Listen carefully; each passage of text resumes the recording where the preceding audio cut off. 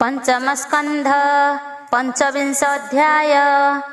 पाताले थिबा संकर्षण चरित 25 वर्णन। श्रीशुक उवाच पाताल तले हे राजन 30 सहस्र योजन। तामसी कला जे विशेष अनंत नामे जे प्रकाश। जे विष्णु वंशवंत होई शंकर शरण नाम बही। अनंत मूर्ति ठाकुर सहस्र मस्तक ताहार। ताहार एक ईशिर रे महीमंडल अछि स्थिरे।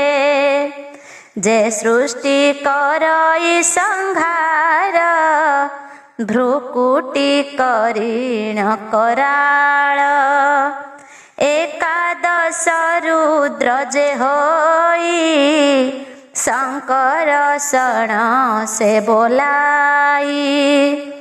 3 लोचन 3 शिर प्रचंड शूलटी जाहार।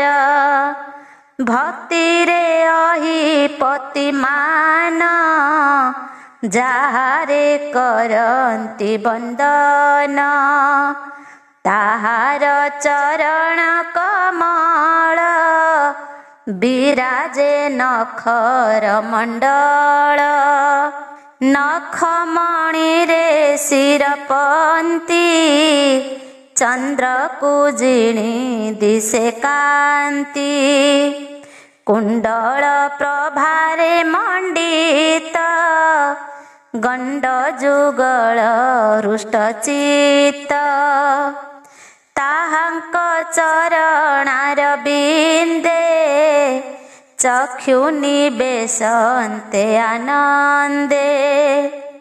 परम भक्ति जोग मते उदित होए हृदगते। जाहांकु विविध विधाने सेवन्ती नाग कन्या माने। जे धरे रूप मनोहर विशुद्ध धवल शरीर। विपुल वक्षस्थल तार कुंकुम चंदने रुचिर। हल मुसल करे जार किय बा देवा पटांतर। रजत स्तंभ भुज 2 मंद स्मित रे मुख सोही। मदे मुदित जालोचन विघूर्ण अरुण नयन। से जे अनंत भगवान अनंत गुणर निधान।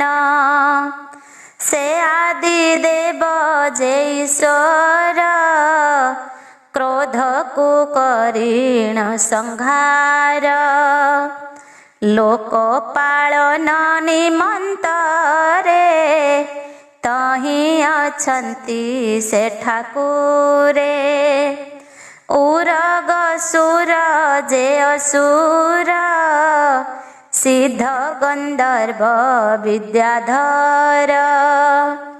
अशेष मुनि गण जेते आनंदे जे जाहार मते। अपरे पारिषद गणे सेवन्ती जाहार चरणे। नव तुलसी पुष्प शिरे गंध आमोदई प्रखरे। गंधे मधुकर निकर ଧ୍ୱନି କରନ୍ତି ମନୋହର। ବନମାଳାଏ କଣ୍ଠେ ଧରି କୁଣ୍ଡଳତି ମନୋହାରୀ। ସୁନ୍ଦର ଭୁଜ ଲମ୍ବମାନ ମହେନ୍ଦ୍ର ବାରଣ ଯେସନ। ଧ୍ୟାନ ଶ୍ରବଣ ଯୋଗ ସାରେ ମୁନି ଚିନ୍ତନ୍ତି ଯାମନରେ। କଳି କଳୁଷ କର୍ମ ଗ୍ରନ୍ଥି ଅବିଦ୍ୟା ନାଶ ଯେ କରନ୍ତି। ଶ୍ରଦ୍ଧା ରତେ ଯେ ବାଜନ ଯେବେ କରଇ ସୁମରଣ। ଯେହା କରନ୍ତି ସକଳ କରୁଣା ବହେ ଆଦି ମୂଳ। ଯାହାର ଅନୁଭବ ମାନ ନାରଦ ମୁନି ହେ ରାଜନ। ବ୍ରହ୍ମା ସଭାରେ ବିସ୍ତାରିଲେ ସକଳେ ଶୁଣି ନିସ୍ତରିଲେ। ଯାହାର କଟାକ୍ଷକୁ ପାଇ ଉତ୍ପତ୍ତି ସ୍ଥିତି ଲୟ ହୋଇ। ଯାର ମୂରତି କୃପାମୟୀ ସତ ସତ ଯାର ଦେହି। ସୁଜନ ମନ ହରିବାରେ ମୃଗେନ୍ଦ୍ର ପ୍ରାୟ ଲୀଳା କରେ। ଯାହାର ନାମ ସୁମରଣ ଶ୍ରବଣ କୀର୍ତ୍ତନ ରାଜନ। ଘୋର ଦୁର୍ଗମେ ନର ଥାଇ ଯେ ବାରତେ ସୁମରଇ। ଆପଦ ଯାଇ ତାର ଦୂର ସକଳ ପାପୁ ହୋଏ ପାର। ଆଶ୍ରୟ ହୋଇଲେ ତାହାର ମୋକ୍ଷକୁ ଲଭେ ସେ ନିର୍ଭର। ଭୂଗୋଳ ନାନା ନଦୀ ଗିରି ଦ୍ୱୀପ ସମୁଦ୍ର ଆଦି କରି। ଯାହାର ମସ୍ତକେ ଜଗତ ସ୍ଥିରେ ଅଛଇ ପରୀକ୍ଷିତ। ଅତି ବିକ୍ରମ ସେ ପୁରୁଷ କେ କହୁଁ ତା ରୂପ ବିଶେଷ। ଯେ ଆତ୍ମତନ୍ତ୍ର ଭଗବାନ ତାର ଶେଷ ଗୁଣ ଗ୍ରାମ। ଲୀଳା ମାତ୍ର କେ ସଂସାର ଯେ ଧରି ଅଛି ବିଶ୍ୱଭାର। ଏମନ୍ତ ପ୍ରଭାବ ଯାହାର ଦୁରନ୍ତ ବୀର୍ଯ୍ୟ ସେ ଠାକୁର। ଏବେ କହିଲୁ ଜୀବ ଗତି କର୍ମରୁ ଯେ ଯାହା ଭୁଞ୍ଜନ୍ତି। ଯାହାର ସ୍ଥାନଟି ଯେ ମନ୍ତ ସକଳ କରିଲୁ ବିଦିତ। ଯାହାର ଯେ ମନ୍ତ ଲକ୍ଷଣ ଯେ ଧର୍ମ ଯାର ଆଚରଣ। ଯେ ଉଚ୍ଚ ନିଚ ଜୀବ ଜନ୍ତୁ ଯାହାର ଯେ କର୍ମ ଯେହେତୁ। ତୁମ୍ଭ ପ୍ରସନ୍ନ ଅନୁସାରେ ସକଳ କହିଲୁ ତୁମ୍ଭରେ। ଏବେ କି ତୁମ୍ଭ ଅଭିଳାଷ ଅପରେ କହିବୁ ବିଶେଷ। ଅଖିଳ ବ୍ରହ୍ମାଣ୍ଡ କାରଣ ଅନାଦି ପ୍ରଭୁ ନାରାୟଣ। ସେ ପ୍ରଭୁ ଚରଣେ ମମତି ଅନବରତେ ହେଉ ସ୍ଥିତି। କହି ଜଗନ୍ନାଥ ଦାସ ହରିଚରିତେ ସୁଧାରସ। ସୁଜନେ ଶୁଣ ଦେଇ ମନ ଫିଟିବ ଭବର ବନ୍ଧନ। इति श्रीमद्भागवते महापुराणे पारमहंस्यां संहितायां पंचमस्कन्धे संकर्षण महात्म्यं नाम पंचविंशोऽध्याय। षड्विंशोऽध्याय।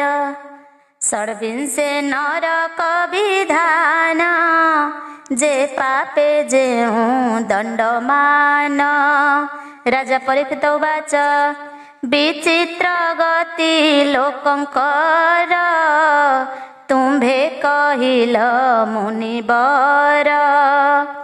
एकथा संशय मो मने एबे कहिबा विद्यमाने। श्री शुक उवाच त्रिगुण विचित्र हुई राजन शुण मन देई। कर्तार मते फल पाई श्रद्धा अश्रद्धा बेनि होई। सकल गति सभिंकर तारतम्यरे होए स्थिर ए अनंतरे बेसुण निषिद्ध धर्म लक्षण धर्म धर्म बेनिमत श्रद्धा श्रद्धा जे विदित समान कर्म फल मान काहारी नुहई राजन जेते अविद्या काम्य कर्म एहा लक्षण परिणाम गति जे सत सत मत प्रवृत्त होए परीक्षित एहार गति अगोचर विस्तारी वर्णी भुव पर राजा परीक्षित उवाच भोमुनि त्रिलोक बाहारे नरक किबा अंतराळे किबा त्रिभुवन मध्यरे कहिबा सावधाने मोरे श्री शुक उवाच त्रिजगतर अंतराळ दक्षिण दिगे महिपाळ भूमिर तले जल परे अग्निस्वात सभा तहिरे सकल पितृगण जेते स्वगोत्र कल्याण निमंते जहीं बसंती हे राजन तहिया तक भगवान अंते जीवकु से नियंती जम पुरुषे दंड द्यंती दोष जे कर्म अनुसरी जे प्राणी जहा थाई करी भगवत आज्ञा लंघिण विपथे जे करे गमन ताहांकु नेई दंड धर दंड जे दियंती अपार एक विंशति परकारे नरके अछंती जहिरे एहार उपनाम लक्षण कहिबा शुण हे राजन अंधकू पजे असी पत्र शुकर मुख काल सूत्र रौरव महाजे नरक अंधता मिश्र कुंभी पाक ता मिश्र जे कृमि भोजन संदंश तप्त सुर्मी नाम वज्रकंटक शालमल बहितरणी महिपाल प्राणरोध जे विशसन पुयोद सार मेयादन लाला भक्ष जे अयपान अभिचि अपरे राजन शूल प्रतक्षार कर्दम जे बारक्ष गण भोजन अबट निरोधन आर दंद सुख नामे अपर शुचि मुख पर्यावर्तन अष्टाविंशति नाम ए जे नरक महिपाल विविध जात नार स्थल परस्त्रीय पत्य धन जे प्राणी करई हरण जे काल पासे बंदी होई जमर पूरे दुख पाई ता मिश्र नरके पड़ई नाना जात ना से भुंजई क्षुधा पिपासारे पीड़ित होई से दंडरे ताड़ित नाना तर्जना जे प्रहार जेते जात ना भयंकर परम कष्ट पाई तही क्षण क्षण के मोह जाई अंधता मिश्रे प्रकारे जातना प्राणी भोग करे कपटे परदारा हरि तेबे ता मिश्रुन उबुरी तेबे पड़ई से जे तही ଯାତନା ସିନ୍ଧୁରେ ବୁଡ଼ଇ ନଷ୍ଟ ହୁଅଇ ମତି ତାର ଦୃଷ୍ଟି ନାଶଇ ନୃପବର ମୁହିଁ ମୋହର ଭାବ ବହି ପ୍ରାଣୀ ଦ୍ରୋହକୁ ଯେ ଚିନ୍ତଇ କୁଟୁମ୍ବ ପାଇଁ ହିଂସା ବହି ସେ ପ୍ରାଣୀ ରୌରବେ ପଡ଼ଇ ଯେ ଜୀବ ହିଂସନ୍ତି ସଂସାରେ ତାହାଙ୍କୁ ପର ଯେ ଲୋକରେ ରୌରବ ମୂର୍ତ୍ତି ଜୀବ ହୋଇ ସେଠାରେ ତାହାଙ୍କୁ ହିଂସଇ ମହାରୌରବ ଏହି ମତ ଯହିଁ କ୍ରୂର ଜୀବ ବିଦିତ ତହିଁରେ ଯେ ପାପି ପଡ଼ଇ ରୌରବ କ୍ରବ୍ୟାଦତା ଖାଇ ଯେ ନର ପଶୁ ପକ୍ଷୀ ମାନ ପ୍ରାଣ ଥାଉ କରେ ରନ୍ଧନ ରାକ୍ଷସୁ ବଳି ସେହି ହୋଇ କୁମ୍ଭୀ ପାକରେ ସେ ପଡ଼ଇ ତପତ ତୈଳେ ତାହାର ରନ୍ଧନ ହୁଅଇ ଶରୀର କାଳସୂତ୍ର ନରକ ନାମ ବିସ୍ତାର ଅୟୁତ ଯୋଜନ ତାମ୍ରମୟ ଯେ ଭୂମି ତାର ଉପରେ ଥାଇ ଯେ ଭାସ୍କର ଅଧୋଭାଗରେ ଅଗ୍ନି ଥାଇ ହେମନ୍ତ ନରକଟଇ ଯେ ନର ବ୍ରହ୍ମ ହତ୍ୟା କରେ ସେ ତହିଁ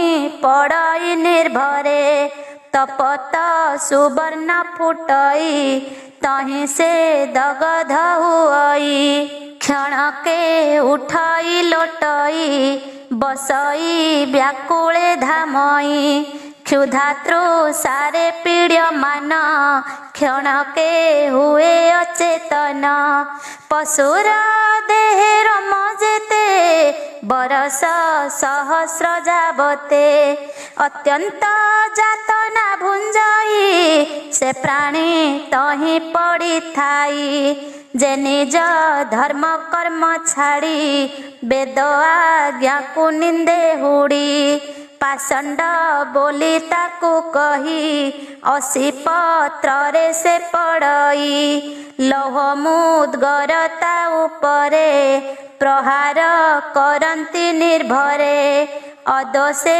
ଦଣ୍ଡନ୍ତି ଯେ ନରେ ପାପ ଭୁଞ୍ଜନ୍ତି ତମ ଘୋରେ ଅତ୍ୟନ୍ତ ପାପ ରାଶି ବହି ଶୁକର ମୁଖେ ସେ ପଡ଼ଇ ତହିଁରେ ପୁରାଇ ନିର୍ଭରେ ନାନା ଆୟୁଧର ପ୍ରହାରେ ଇକ୍ଷୁଦଣ୍ଡର ପ୍ରାୟ କରି ତାକୁ ପେଶନ୍ତି ଦଣ୍ଡଧାରୀ ଅତ୍ୟନ୍ତ କଷ୍ଟକୁ ସେ ପାଇ କ୍ଷଣ କ୍ଷଣକେ ମୋହ ଯାଇ ଏ ଯେ ସଂସାରେ ନର ଦେହି କ୍ଷୁଦ୍ର ପ୍ରାଣୀଙ୍କୁ ପୀଡ଼ା ଦେଇ ହିଂସଇ ଜ୍ଞାନ ହୀନ ମତେ ସନ୍ତାପ ଲୋଭ ଇତେ ମନ୍ତେ ସେ ପ୍ରାଣୀ ପର ଲୋକେ ଯାଇ ଅନ୍ଧକୂପରେ ପଡ଼ିଥାଇ ଯେ ଗ୍ରାସ ନ ବାଣ୍ଟି ଭୁଞ୍ଜଇ ବାୟସ ତୁଲ୍ୟ ତାକୁ କହି ନରକ ଯେ କୃମି ଭୋଜନ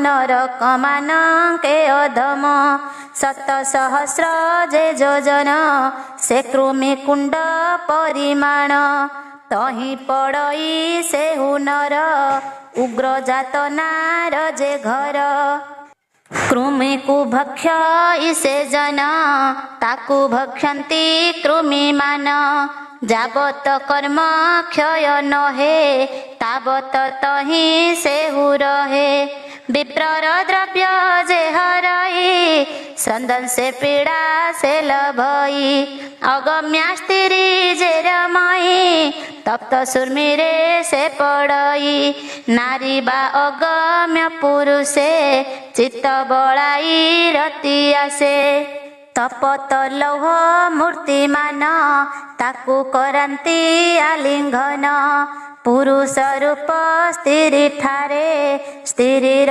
ପୁରୁଷ ବ୍ୟବହାରେ ଅଗମ୍ୟ ପଶ୍ୱାଦି ଗମନ କରଇ ପାଷଣ୍ଡ ଯେ ଜନ ବଜ୍ରକଣ୍ଟକ ଶାଳମଳୀରେ ଆରୋହ କରାନ୍ତି ତାହାରେ जे राजपुरुष परे करन्ति धर्म सेतु दूरे धर्म आचरे जे हुनर ताकू हिंसन्ति जे पामर से अन्ते बैतरणी रे पापिष्ठे पड़न्ति निर्भरे निरय परीक्षा जाहार एमंत जेउ नदीवर तहिरे जल जंतु मान पापींकु करन्ति भक्षण मूत्र पुरीष जे शोणित नख मेद्रस्ति बहुत तहि पकान्ति ताकु नेई वासना कर्म सुमरई वृषणी गमन जे करे शौच आचार परिहरे निर्लज भाव को बहई नित्य नियम को छाड़ई अंते से पुयो दे पड़ई श्लेष्मा जे मल मूत्र जही अति विभत्स जे भोजन ताहाकु भुंजई से जन मृगया विहार जे नर प्रवृत्त होई बारंबार मृगादि बाल पशुमान बहुत मारन्ति राजन विविध बाणे जमदूत ताकू प्रहारन्ति बहुत कपट जगे जे हुनरे दंभ आचरी पशु मारे से लोक विश्वासन नामे नरके पड़न्ति समाने पत्नी की रेत को पियाई जे विप्र काम बस होई अमृत जे रेत कुल्यारे रेत को पियांति ताहारे जे नर गृहे अग्नि देई कपटे गरल भुंजाई से पर लोक जेबे जाई विविध जातना भुंजई उग्र दशन सन सत ताकू भुंजंती अविरत साक्षरे मिथ्या जे कही अबिची नरके पड़ई अधकू हुई तासिर नरक भुंजई पामर जाहार श्रेष्ठ जेउ जन जे तांकू न करे बंदन खार कर्दमे से पड़ई बहुत जातना भुंजई जे प्राणी नर मेध करे देवता संतोष प्रकारे स्त्री बालक पशु मारे डाकिनी आदि रूप धरे सेही बालक पशु माने प्रवेशी जमर सदने राक्षस रूप को आचरी शोणित पिबंती ताहारी से स्त्री पुरुष रकत खाई हुअन्ति मदे मत नाचन्ति गायन्ति हरसे जे मन्त राक्षस पुरुषे विविध रचुर प्रकारे जे नर ग्राम्य अरण्यरे विश्वासी पशुଙ୍କୁ मारई से नर नरके पड़ई पासे बंधन होई सेही क्षुधातृ सारे पीड़ा पाई कंकब कादि जमगण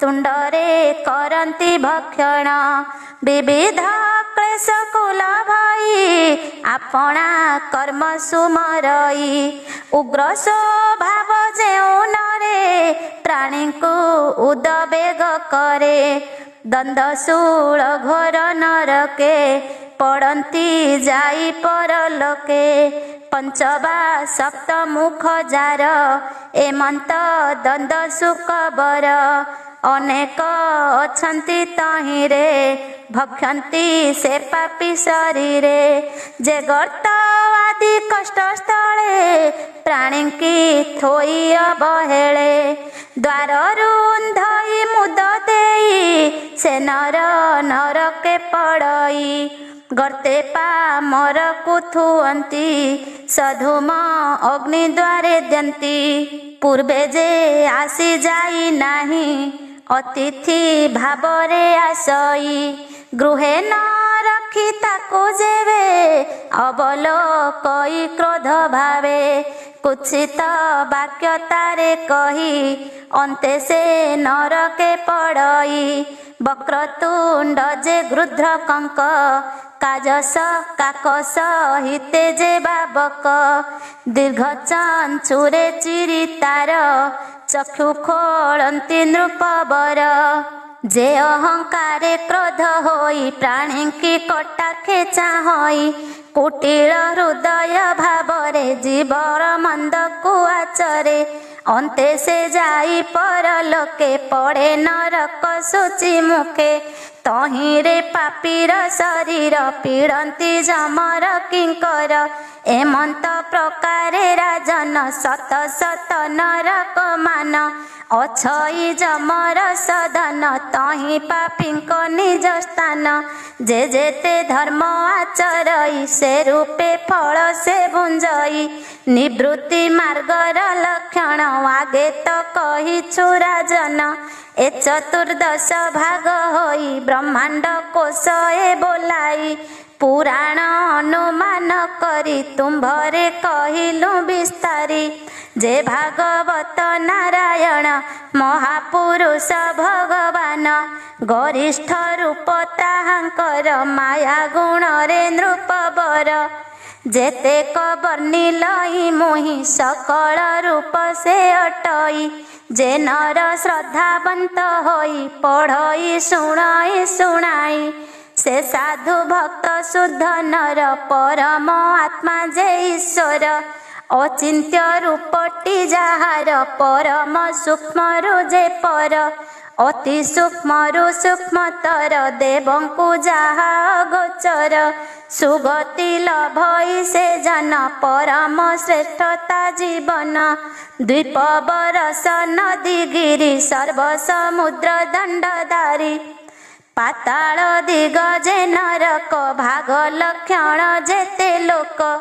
ଈଶ୍ୱର ସ୍ଥୂଳ ଯେ ଶରୀର, ଆଶ୍ରୟ ସକଳ ଜୀବର। ଏ ସର୍ବ ବିଭାଗ ପ୍ରକାରେ, ଭୋ ନୃପ କହିଲୁ ତୁମ୍ଭରେ। କହଇ ଦାସ କହଇ ଜଗନ୍ନାଥ ଦାସ, ପଞ୍ଚମ ସ୍କନ୍ଧେ ସୁଧାରସ।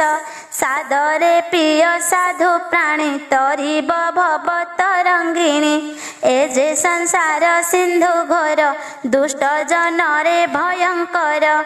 ପାଦ ପଲ୍ଲବ ଯୁଗ ଧରି, ସୁଖେ ତରିବ ଭବ ବାରି। ତା ବିନୁ ଅନ୍ୟ ଗତି ନାହିଁ, ସୁଜନେ ଚିନ୍ତ ଭାବଗ୍ରାହୀ। इति श्रीमद्भागवते महापुराणे पारमहंस्यां संहितायां 82 पंचमस्कन्धे जमालयन रकवर्णनं नाम षड्विंशोऽध्यायः।